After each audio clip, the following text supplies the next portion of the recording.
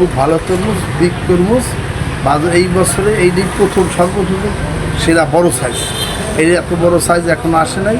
এই তরমুজের কাস্টমারের খুব চাহিদা অনুযায়ী, স্টিকার অনুযায়ী এটা খুব ভালো দামে, চড়া দামে বিক্রি হবে, অনেক দামে বিক্রি হবে, খুব ভালো। আর বাজুয়া তরমুজের খুব সুস্বাদু তরমুজ।